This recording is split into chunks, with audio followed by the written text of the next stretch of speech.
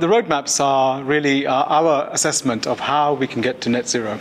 And previously, different groups have developed roadmaps for aviation, but they've been done on a top-down basis. They've looked at carbon budgets and tried to estimate how different levers can contribute towards net zero in terms of abatement of CO2. What we've done is we've taken that into a much greater level of detail, and we've really tried to understand the actions between different stakeholders, what's really required to bring different technologies to maturity, how can we scale up, how can we actually support in terms of implementation. So these are the actions required across industry, across the supply chain to actually get to net zero. So this is a bottom-up roadmap, so it's very different from all those other activities before. We've worked across the supply chain. We've worked with OEMs, we've worked with engine manufacturers, we've worked with infrastructure providers, airports, NSPs, and of course the fuel producers as well. And let's not forget the airlines. And what we've done is basically identified a total of 130 milestones. We've had a total of 110 SMEs involved in the development process of these roadmaps. And what we're able to do as a result is to sequence the actions required across the supply chain, where we can work together to actually accelerate and move towards net zero 2050. I think it's very critical because for the first time we have a practical set of guidelines and actions across the supply chain where we can work together as an industry. And this is the first time, I think, in any sector where we have a real credible baseline roadmap of the actions required across a particular sector to move to net zero 2050. The commitment was made, and that was really the bringing together of all of the airlines for that joint commitment of how we can get to net zero 2050. But we hadn't actually identified the practical steps of how to get there. That's what's really different here. And the same with ICAO as well. Of course, ICAO and the member states have agreed on the long-term aspirational goal for 2050, which is all good and very consistent with our overall commitment as well. But the detailed roadmap, the detailed actions of how the different stakeholders get there, that's really what's now defined in the roadmaps.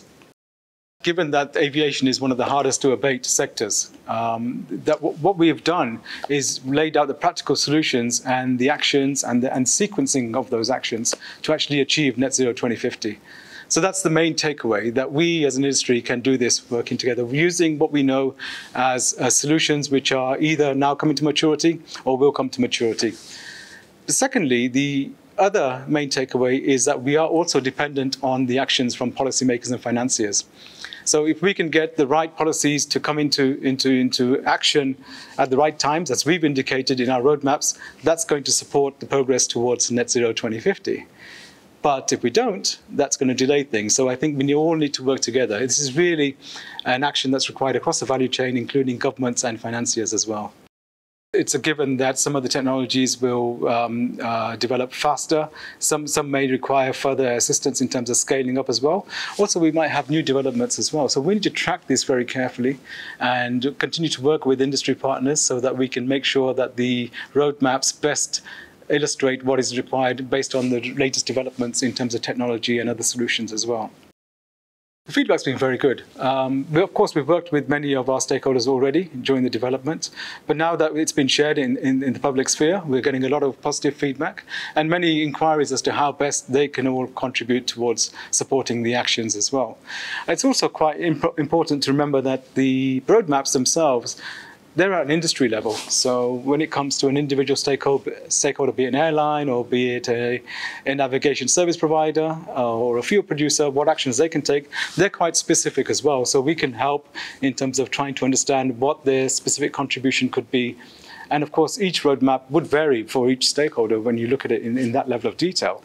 Our purpose is to develop the industry level aspects itself. There's many approaches, really. I mean, first of all, individual stakeholders can look at the roadmaps and see how best, for example, an airline can look at what's necessary in terms of the fleet planning, what improvements can be made in terms of reducing fuel burn from the roadmaps themselves.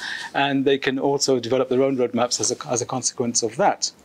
What can be taken in terms of fuel uplift when it comes to sustainable aviation fuels. So all these actions can be taken on a stakeholder by stakeholder basis. But when we look at governments, they can look at the roadmaps and try to understand where there is need for them to be ready for policy and what policy measures would be right at the right time as well to facilitate the industry progress towards net zero. So there's a lot of action that can be taken as a result of the roadmaps themselves.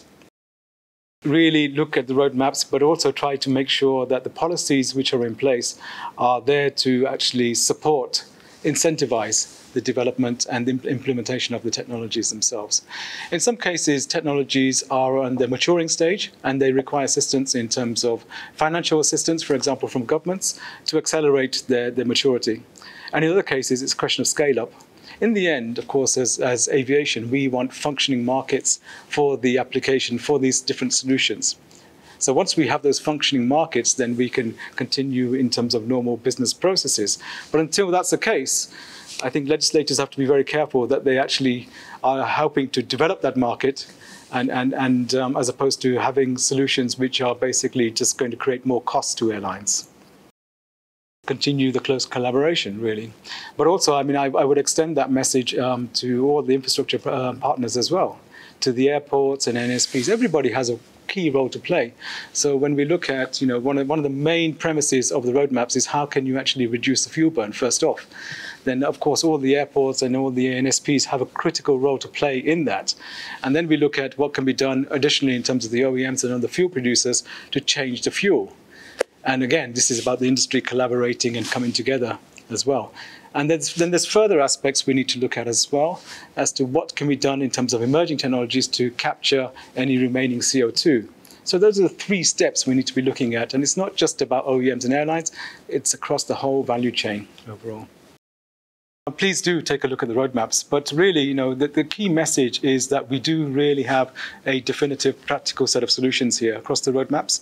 And what we're looking for is now collaboration, of course, across the value chain, but also across governments and financiers as well to really make this happen, to bring this to fruition.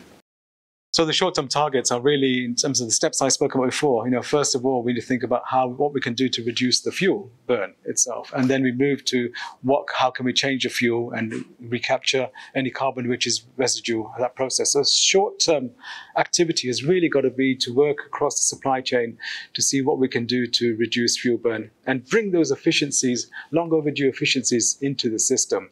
And I'm talking about route straightening, I'm talking about continuous descent or continuous climb operations. I'm talking about more efficient airport operations and all of those other aspects as well.